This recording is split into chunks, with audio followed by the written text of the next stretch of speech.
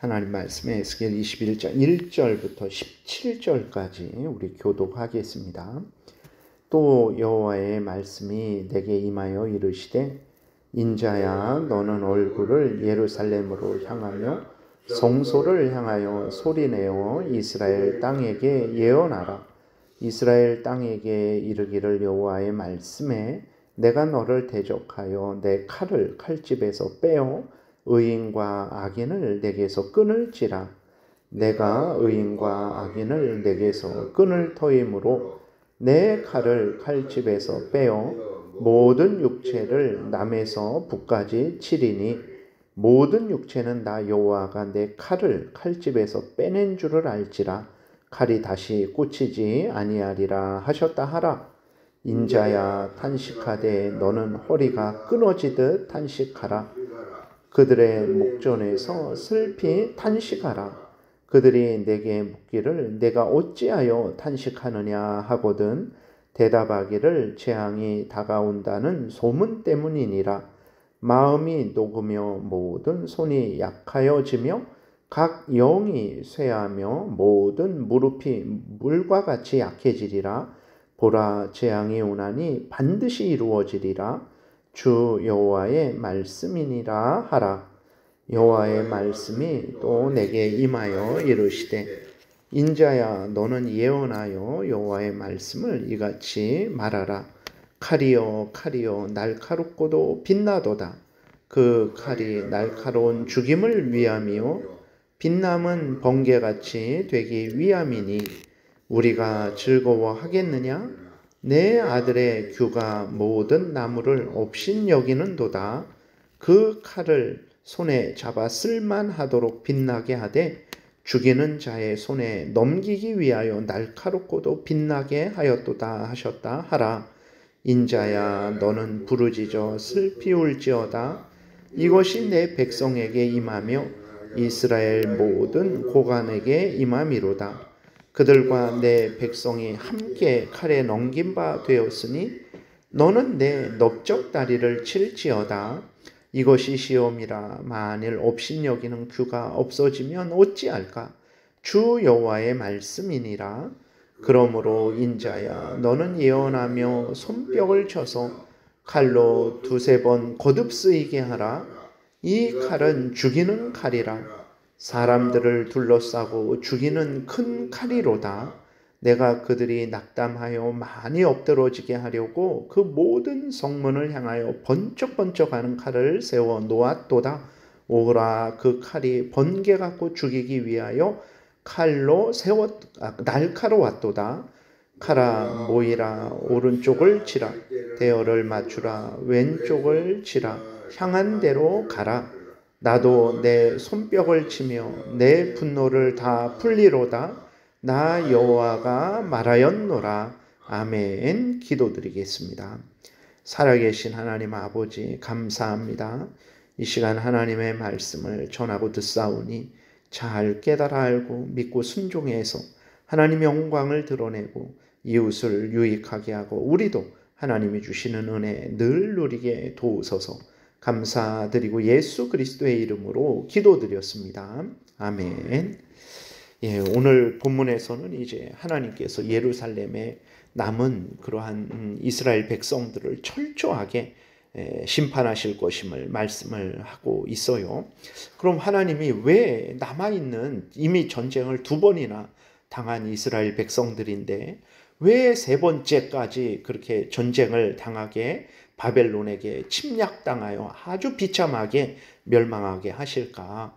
그랬을 때 그것은 회개하지 않았기 때문에 그렇습니다.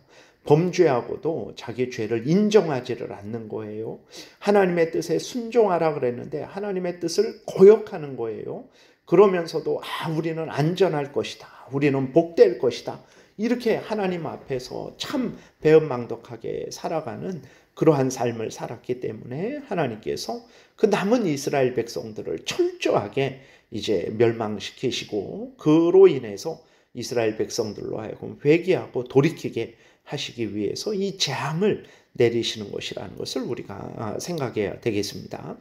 1절, 2절에 보게 되니까 또 여호와의 말씀이 내게 임하여 이르시되 인자야 너는 얼굴을 예루살렘으로 향하며 성소를 향하여 소리내어 이스라엘 땅에게 예언하라. 이렇게 하나님이 말씀하십니다.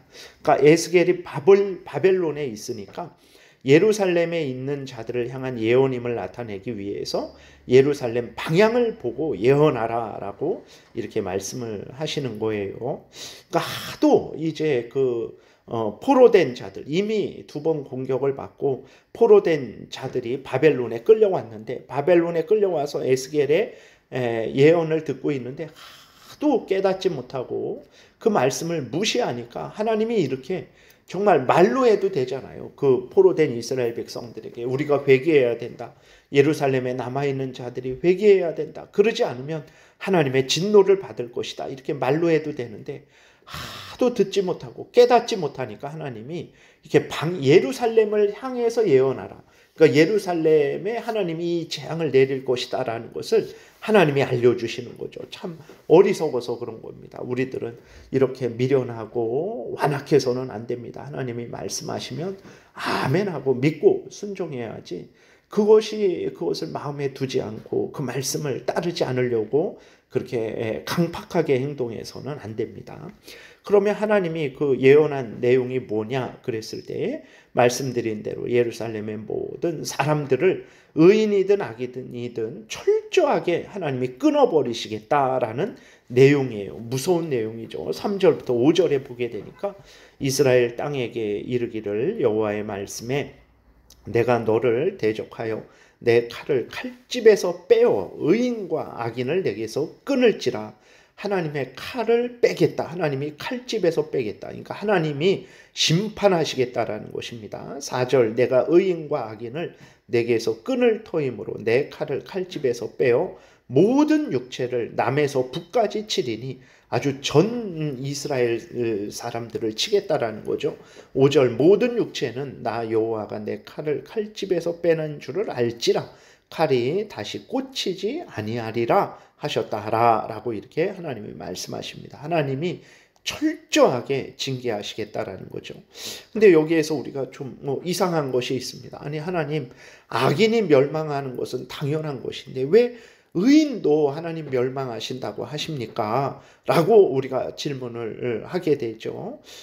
그것은 첫 번째로는 하나님을 믿고 경외하는 자일지라도요, 나라가 멸망하게 되면요 같이 피해를 당하게 되는 것입니다. 그렇죠. 우리가 예를 들어서 대한민국에 전쟁이 일어났는데 폭탄이 떨어지고 있는데 그리스도인이라고 폭탄이 딴 데 비껴가고 불신자들에게만 폭탄이 떨어지지 않죠. 대한민국에 전쟁이 생기게 되면 우리 그리스도인들도 이 전쟁에 휘말리게 되는 것입니다. 그렇기 때문에 그런 것이고, 두 번째로 하나님을 믿고 경외하는 자, 의인이 천국에 가게 되는 그러한 방법이 여러 가지가 있죠.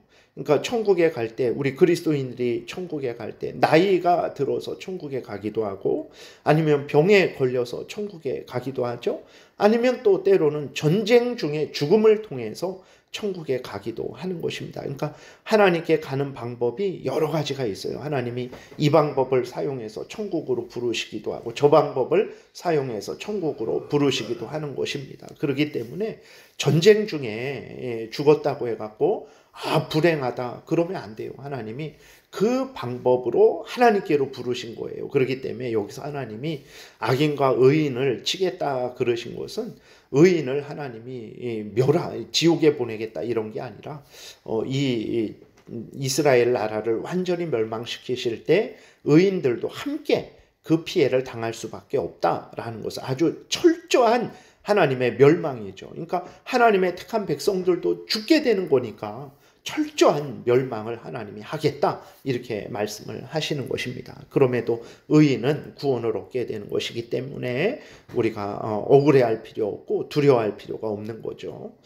이렇게 무서운 재앙이 선언되었는데도 에스겔 앞에 이스라엘 백성들이 관심을 가지지 않습니다. 더군다나 멀리 예루살렘에 있는 자들, 하나님이 너희들을 멸망시키신데 빨리 회개하고 돌이켜야 돼, 하나님께 순종해야 돼 이렇게 알려주는데도 불구하고 예루살렘에 있는 당사자들도 뭐 두려워하지도 않습니다. 회개하지도 않아요. 그러니까 하나님이 또 예언하라고 말씀을 하시는데 그게 6절 7절이거든요. 6절 7절에 하나님이 그 무감각한 자들, 하나님의 말씀을 듣지도 않고 믿지도 않고 순종하지도 않는 자들을 향해서 하나님의 에스겔에게 허리가 끊어지듯 탄식해라 라고 이렇게 하나님이 말씀하세요. 그래야 무감각한 자들이 아니 이 에스겔 선지자가 왜 그러지? 이제 그때서야 좀 이상하다라고 생각하고 이제 물어보게 되는 거죠. 하나님의 말씀대로 에스겔의 탄식함을 보고 이스라엘 백성들이 물어요. 왜 그렇게 탄식합니까? 왜 그렇게 허리가 끊어지도록 탄식합니까? 라고 하니까 에스겔이 이제 하나님의 무서운 형벌이 임할 것이기 때문에 탄식하는 것이다. 그러면 너희들이 지금 웃을 때냐? 하나님이 이 무서운 형벌을 내리신다는데 왜 너희들은 웃고 회개하지 않느냐라고 에스겔이 책망을 하는 거죠. 그래도 또 회개하고 돌이키지 않습니다. 하나님이 다시 이제 에스겔에게 칼이 예루살렘에 임하고 그로 인해서 예루살렘이 멸망당할 것임을 다시 예언하라 라고 말씀을 하세요. 그래서 11절부터 17절이 이제 그 내용이죠. 하나님이 보내신 아주 그 칼은 날카롭고 서슬퍼런 빛을 내는 칼이라는 거죠. 무서운 칼입니다. 번개 같은 칼입니다. 여기에서 번쩍 저기에서 번쩍 사람이 그 칼에 정말 베이고 찔려서 죽임을 당하는 칼이죠. 이 칼을 하나님이 예루살렘에 보내겠다. 그래서 악인도 의인도 다 이 칼에 멸망당하게 하겠다. 백성들도 고관들도 왕들도 다 이 칼에 멸망당하게 하겠다라고 하나님이 그렇게 예언을 하시는 거예요. 그래서 13절에 이것이 시험이라 만일 업신여기는 규가 없어지면 어찌할까? 주 여호와의 말씀이니라. 이건 뭐냐면 하나님이 예루살렘에 칼을 보냈는데 그것이 예루살렘 이스라엘 백성들에게 큰 시련이라는 거예요. 큰 두려움이라는 거예요. 그래서 규가 없어지면이라는 것은 규는 이제 왕권을 상징하는 이런 작은 지팡이 같은 거죠. 규가 없어진다라는 것은 왕이 죽는다라는 것이거든요. 왕이 죽으면 어떻게 하나? 이스라엘 왕이 죽을 텐데 어떻게 해야 되나? 하나님이 이렇게 탄식을 하시는 거예요. 하나님은 탄식하는데 이스라엘 예루살렘에 있는 사람들은 탄식하지 않아요. 웃고 즐기고 먹고 마시고 자기들은 안전할 것이다 라고 이렇게 생각을 하는 거예요. 어떻게 됩니까? 하나님이 말씀하신 대로 됐어요. 인간의 생각대로 되지 않고 하나님이 말씀하신 대로 바벨론이 다시 침략을 해서 바벨론의 칼이 예루살렘에 남은 사람들을 다 멸하고 다 허물어 버리고 그래서 예루살렘에 있는 그 모든 사람이 모든 백성들이나 왕들이 다 죽어 버리는 거죠.